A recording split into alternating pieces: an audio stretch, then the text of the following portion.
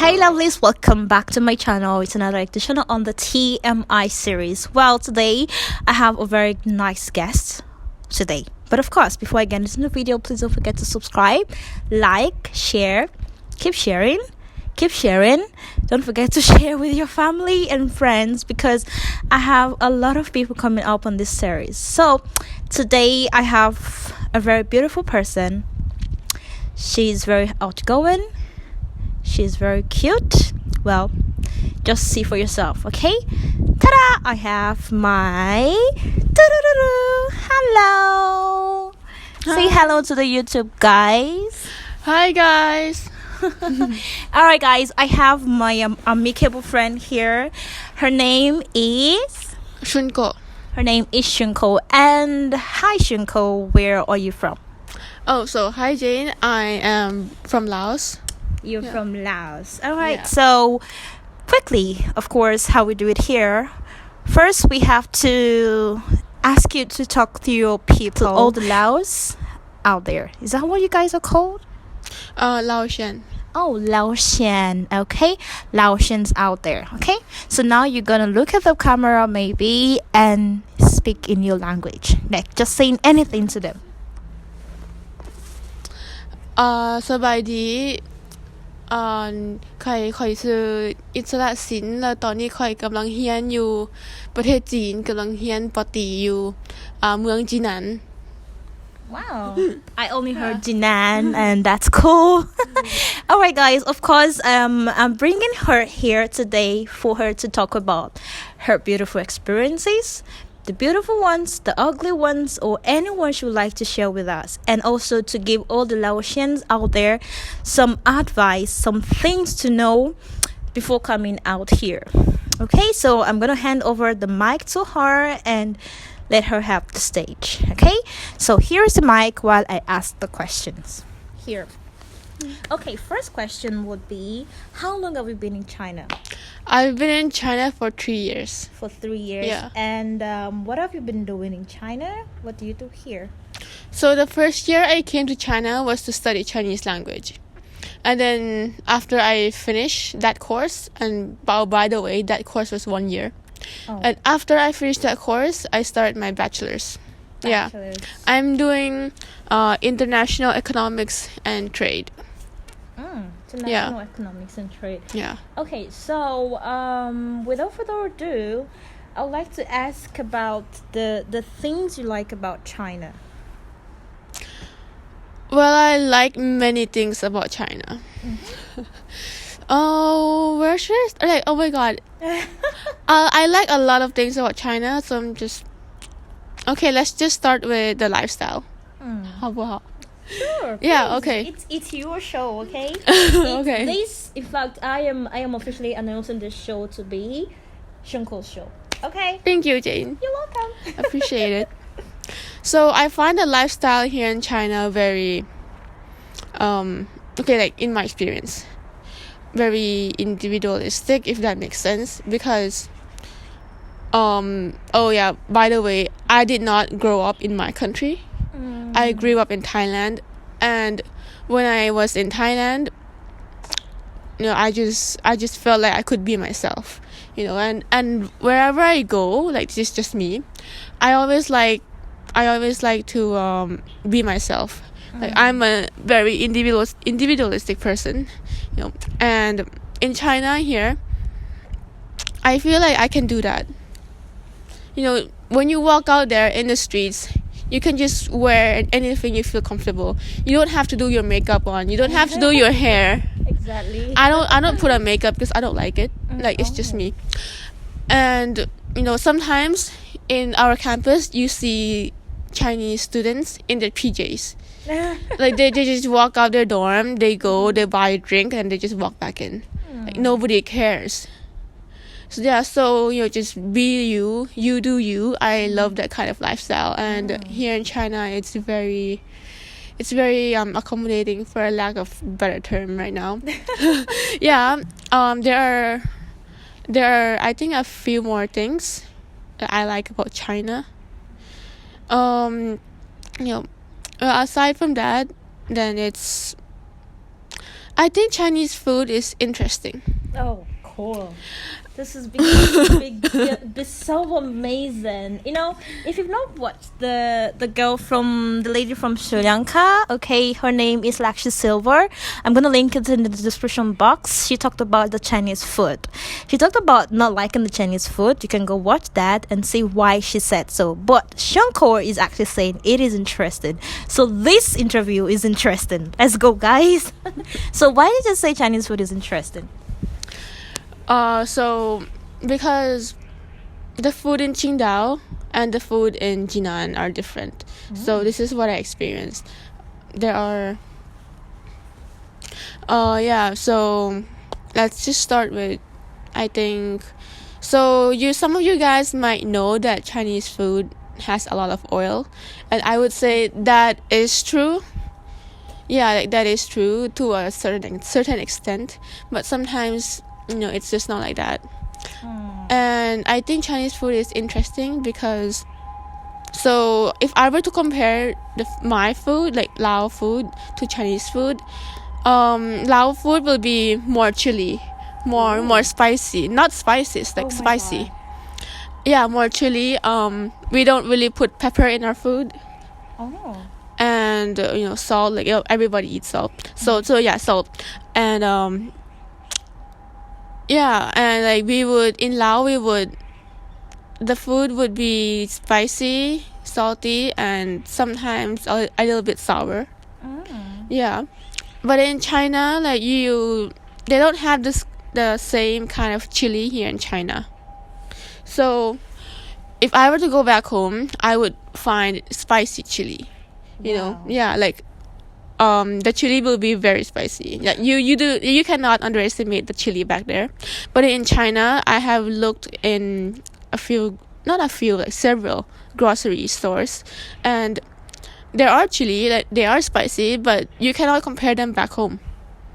Sure. So, and I have also asked some Lao people here in China, like a few Lao people that I've met, and they have the same opinion on this because, we love spicy food. Not everybody, but like the majority, like more than 90%. Wow. Yeah. In our food, we would emphasize spicy, like chili spicy, but in China, it's spices.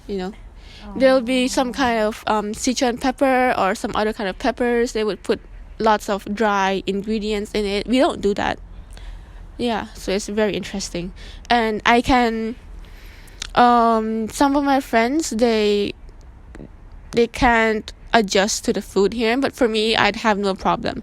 You could, like, if you're Chinese, you invite me to your house and you can just cook whatever. Like, I'll eat anything you cook. That's amazing. Yeah. I think that's the best. Yeah, like, I'm not very sensitive about food. So yeah. Okay, so you've spoken about things you like about China, and without further ado, of course, let's see what you don't like about China. What are the things you see that you cannot really adapt to as a Laotian in China? In a so country? there are a few things which I certainly do not like about China. I think it's okay. The first thing, it's people just spitting everywhere. Ooh, okay. I mean, like, I have adjusted to my life here in China, just don't get me wrong on that, but then when you see someone just walking beside you and they just spit, and you're just like, you're just speechless, because that's, for lack of a better word, that's nasty. Yeah, and I would just wish that they would do that less often. The second thing is that I think things are expensive. So in China, like where I live, there's winter, and in winter you're gonna have to buy a winter jacket, like duh. And when you look when you look for winter jackets online, like, you can't be sure whether or not they're qualified, like, or they fit you, or like it's not fake and stuff like that. It's not very credible sometimes. So you have to go out to the shops, and I used to do this back in Qingdao and in Jinan, and the prices would range from, I think the cheapest would be like 200, but you wouldn't want that. So if you want a good quality jacket, you're gonna have to go over, sometimes you have to go over 600. Whoa. 600 to 800. Okay. Yeah, but if it's your choice too, but then for me, things that you need are expensive. Like, this is what I don't like about China. And also, aside from winter jackets, it would be things like laptops, phones, cameras, gaming gear, and sports gear. I find it to be very expensive. Like, just I get it. Like, I'm in a different country, different rate, different economy. Like, sure, but then sometimes you're gonna have to budget your money. You might have to be a bit stricter in your budget just to get what you want and just to live a comfortable life. Yeah.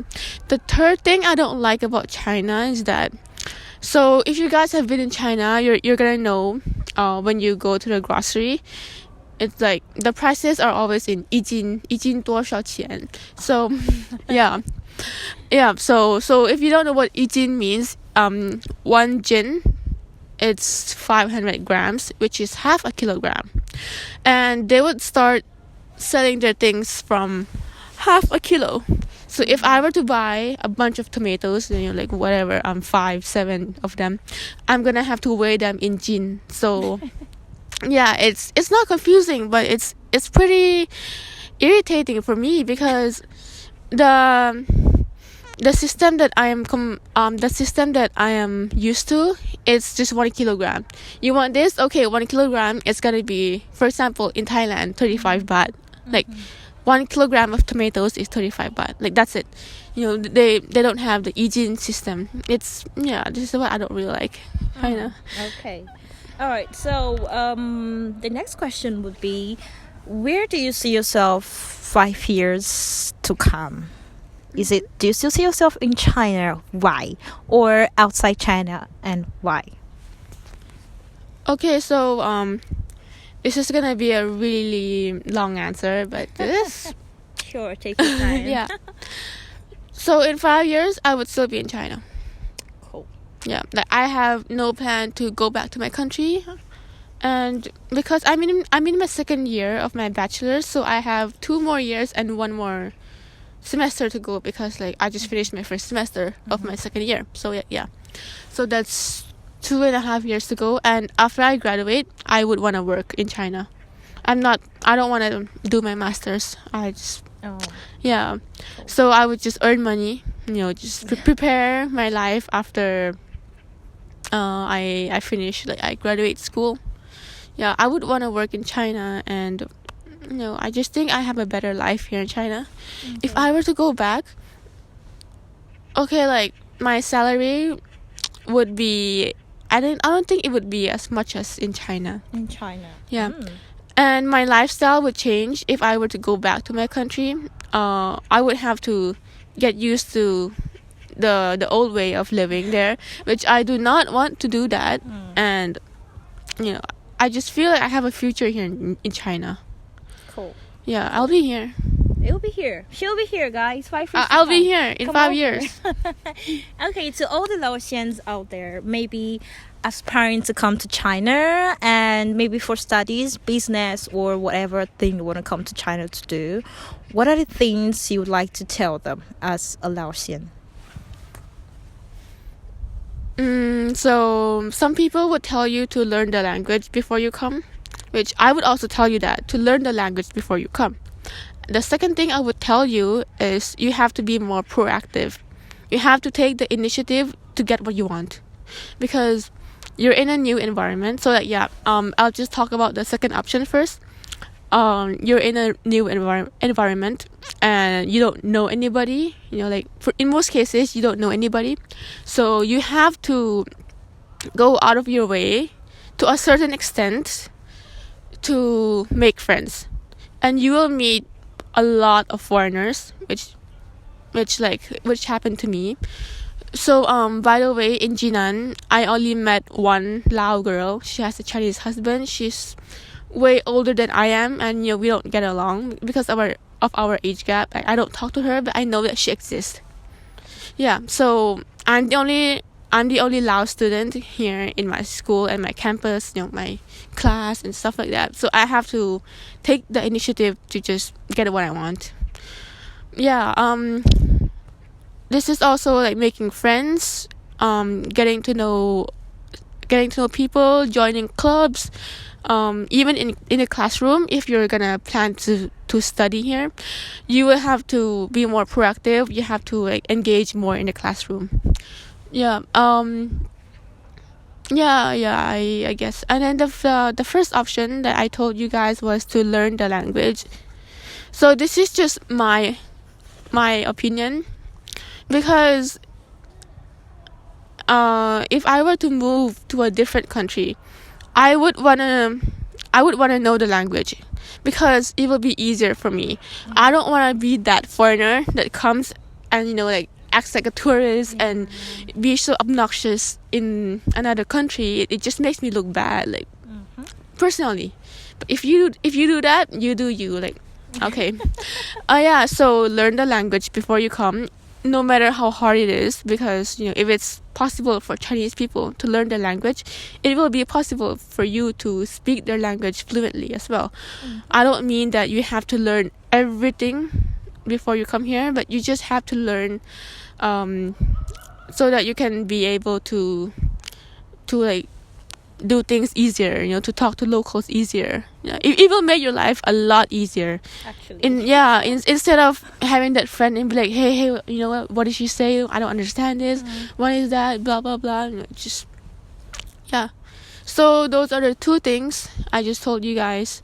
Take the initiative, and that was the second thing. The first thing was learn the language. Second thing was take the initiative, like be more proactive in your lifestyle. So actually, I'll be asking her about living in China, like the living cost here in China. Okay. Hi Shunko, can you talk? Can you talk about living in China? How expensive do you think it is? I think different cities will have different living costs, because I've lived in 2 cities in China. One was in Qingdao. I've been there for 1 year, and the other is Jinan, and it's about 2 years ish that I've been here. Qingdao is a coastal city, and the things are a lot more expensive here in Jinan. Really? Yeah, because I don't know, everything's just really expensive there. So I think the average living cost per month in Qingdao, that is, you don't pay your rent, because before I was in a school dorm. I had a scholarship. So you don't pay your rent, you don't pay the water and electricity bills. Then it's gonna be about, if you want to live comfortably, if it's gonna be about it's gonna be about 2,700 to 3,000. That's RMB? Yeah, RMB. Oh my goodness. In like Chinese yuan. But then sometimes if you want to save, then you can just 2,500. It's enough. This is like when you buy groceries to cook. Sometimes you eat out, but not very often. So maybe you would eat out 2 times per month. Yeah. And clothes, food, fruits are just a lot more expensive. And seafood. Like seafood is more expensive in Qingdao, because I think my Chinese friend said, because it's fresh. They catch it, it's fresh. People want fresh things, so they be like, give me more money for that. Yeah. It's fresh. Like, I just caught it right there. Just give me money. But then when it's in Jinan, or when it's in a city that's not a coastal city, it will be a bit more cheap. Okay, so compared with Laos, right? That's the pronunciation? Yeah. Okay, compared with Laos, what do you think? Do you think it's more expensive or kind of the same? China is more expensive. China is more expensive. Okay. So let's go to the cultural differences. Okay. We are here and there's this beautiful bed singing both me, and I'm gonna ask her about the cultural differences in China, like comparing Laos to China. What are the cultural differences you noticed? So Jane, when you talk about cultural differences, culture is like a big field. So like, can you be more specific? Like, what do you want to know? Okay, like the way of life here in China, is it same with Laos? For example, I'm a Nigerian, and the way we greet our elders are not same with Chinese people, and also maybe during their festival, like now we're in India, right? Our Christmas, it's not completely same as the Chinese way of celebrating their New Year and stuff like that. Okay, so way of life, right? Yeah. I would say that in April, it's our New Year. So like, yeah. Wow. So like, in China, it's January to February, like about late January to February. Yeah. It's Chinese New Year. But for us, it's April. So it's gonna be mid-April. Oh. Yeah. Okay. Mid-April. Okay. That's it's called Songkran Festival. Songkran. Songkran. Oh my god, I never knew that. Thank you so much for saying something like that. So Yeah. during the New Year, what do you guys do? Is it same with the Chinese, or you No. guys? Oh, okay. So what are the differences? Right now there's I can think of one similar thing with the Chinese, that is family gathering. Oh. Yeah, like almost every culture has Yeah. that. And the differences is that we, like Lao people, would pay respect to our elders. We would buy, okay, like it's modern times, so they buy some beauty products or health products, or like good food, like organic food, for our elders, and like something just good and respectful for them, and then we give it to them, like as a respect, that things like that. And Songkran Festival is known for its like this water splashing festival. No So way. because like we don't have winter, and it's just summer all year long, just sun and rain, that's it. And it's dry. So we would go out, we would fill our buckets with water, stand in front of our houses, and it's an amazing festival. So my when God. people see each other, they just splash water at you. Oh, that's so cool. Okay. Yeah. Actually, guys, I have two things to confess. Okay, I have two confessions. One, I've never heard of a country like Laos. She's my first friend from Laos, and knowing this about their culture, I mean, I feel like I want to go there. I mean, the water splashing just remind me of my childhood. I mean, oh my god. And the number two is, I never knew their New Year was April. Actually, before coming to China, I never knew the Chinese calendar was different. So knowing this, oh my god, I really love this series. I really love this series. So to all the Laotians out there, personally, I love you guys because I love Shunko, and if I love Shunko, I definitely love all of you. So your sister here just talked to you guys about things you need to know while in China, and or actually abroad as a whole, because I heard her say something about if you're going to a country, not China, maybe Germany, Portugal, or anywhere, okay? Just try to learn the language so it can be easy for you to communicate when you get there. So yeah, guys, that is it for today's video. I want to say thank you so much to Shunko Welcome, Jane, anytime. for being my guest today, and for all the Laotians out there. I really, really enjoy your culture. I really love you guys so much, and now I know your New Year is during the April, and I will never forget that.